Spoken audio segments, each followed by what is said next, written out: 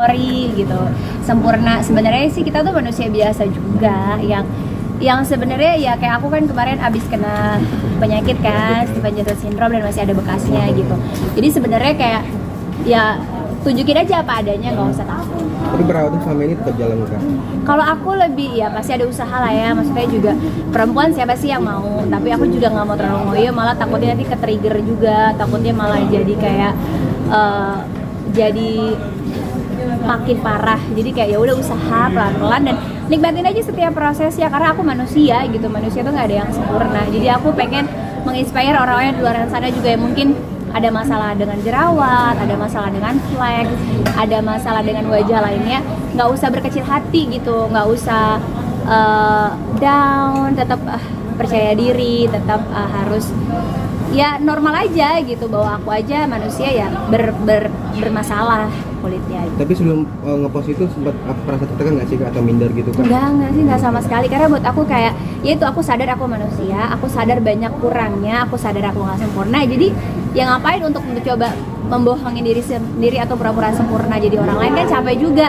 Justru kalau aku tuh lebih seneng kayak kalau ketemu aslinya orang, lebih mendingan aslinya ya, daripada orang pas ketemu sama aku kaget kayak lah begini bentukannya gitu. Jadi kayak aku mikir kayak ya apa adanya aja, ini realnya aku, karena sehari-hari di luar syuting tuh aku kalau jalan-jalan tuh nggak pernah make up mas, emang kayak gitu bentukan mukanya gitu. Tapi kan Put banyak yang komen-komen yang ini ya, ibaratnya pro kontra pasti ada lah ya. Ya udahlah ya, udah biasa, selama itu Kartika Putri pasti salah. Orang-orang pada bilang percuma dong perawatan seperti itu, gimana sih Kak? Kalau buat orang yang bicara kayak gitu kan, ya itu aku bilang, siapa sih yang mau kena Stevens-Johnson syndrome? Siapa sih yang pengen punya flek? Sama teman-teman kita di luaran juga yang jerawatan, siapa sih yang pengen jerawatan gitu? Itu kan sesuatu hal yang terjadi dengan tubuh, hormonal dan lain sebagainya yang kita nggak bisa atur dan maintain. Tujuan kita perawatan itu jangan sampai lebih parah gitu. Jadi kalau mungkin ya sekarang aku perawatan masih kayak gitu ya, kalau aku nggak perawatan mungkin lebih parah daripada itu aja sih. Tapi kalau ngikutin omongan netizen yang ada, aku nggak bisa waras, nggak bisa ngedidik 5 anak-anak aku, nggak bisa mendampingin suami aku, jadi nggak mau diambil pusing dan nggak mau, emang tujuan netizen kan maunya kita down gitu, jadi aku nggak mau tujuan buruk orang tercapai. Tapi suami sendiri bilang apa, Kar? Alhamdulillah Habib tuh malah lebih suka aku nggak make up gitu, karena memang sejatinya make up itu tabarruj, dan dalam agama Islam, agama yang aku anut, memang perempuan disarankan dan diperintahkan untuk tidak tabarruj, dan itu kan adalah step langkah aku juga untuk pembelajaran ke depannya, untuk pelan-pelan nih, kayak dulunya selalu pakai bulu mata palsu, alhamdulillah sekarang udah bisa ditinggalin. Dulunya masih cukur alis, sekarang udah nggak cukur alis. Berproses kan gitu, mudah-mudahan kan lama-lama bisa nggak make up. Dan sejauh ini aku memang dandan memang kalau ada undangan TV, karena menghargai TV-nya, dan memang sejatinya harus begitu gitu. Jadi aku kayak masih ya begitu. Mungkin kalau udah nggak di TV lagi ya totally udah nggak make up lagi. Tapi pas mau posting itu sempat mikir dulu nggak sih? Aku nanya Habib sih, Bib nggak apa-apa ya, nggak apa-apa, apa adanya aja hidup itu, bahwa butuh orang-orang yang mungkin obses, pengen mulus, pengen nggak ada pori-pori gitu, karena adanya ngelihat public figure. Makanya aku juga posting yang Hollywood punya kan juga ada tuh, mereka juga kulitnya ada kerutan, ada ya naturalnya manusia, kayak human being gitu. Jadi just to be a human being aja, normal kok, semua orang tuh punya cases masing-masing gitu. Dan buat kita, orang kan lihat tampilan look tuh sekali, tapi ya akhirnya orang membuat orang nyaman atau enggak sama kita kan pribadi kita, ucapan kita, adab kita, akhlak kita.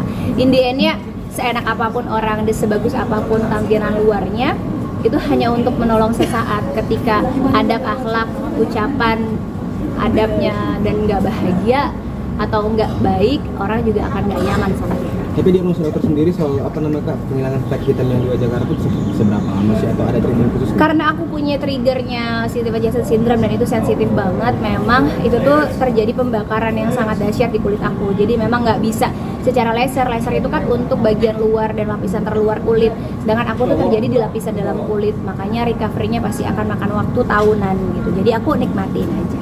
Sempat berobat ke luar juga? Iya, aku berobatnya ke dokter di Singapura memang. Itu juga yang memang sebenarnya pengen banget sih aku kupas tuntas gitu ya, kenapa sih ke Singapura dan lain sebagainya. Nah ini yang memang mudah-mudahan juga teman-teman ngeditnya nggak salah-salah ya. Aku juga menyayangkan banget gitu ya, banyak banget teman-teman aku juga, orang-orang Indonesia yang mencari devisa negara mengurangi devisa negara sendiri karena berobat ke luar negeri. Nah, ini juga mudah-mudahan bisa menjadi pemerhatian khusus untuk pembenahan dan perbaikan di dalam negeri. Karena buat aku yang membingungkan adalah kurangnya terjadi penjagaan konsumen atau kita sebagai gini. Aku tuh kan triggernya kemarin minum open killer tuh di salah satu klinik kecantikan. Tapi kita tuh nggak punya kekuatan yang kuat untuk meng-issue dan lain sebagainya. Karena ya itu tadi ya literatur di negara ini yang membuat kita jadinya tidak nyaman, belum nyaman, kurang nyaman gitu, sehingga kita lebih nyaman di luar negeri gitu. Kalau literatur di luar negeri kan jelas apabila aku ke klinik A terjadi sesuatu, mereka akan bertanggung jawab, bahkan kita akan dapat asuransi yang besar. Di negara tetangga tuh semua seperti itu, tapi itu yang nggak aku dapat di negara sendiri. Mudah-mudahan ada pembenahan, kedepannya jauh lebih baik lagi sehingga negara kita tidak kehilangan devisa negaranya karena banyak masyarakat yang berobat ke luar negeri dan lebih nyaman berobat ke luar negeri.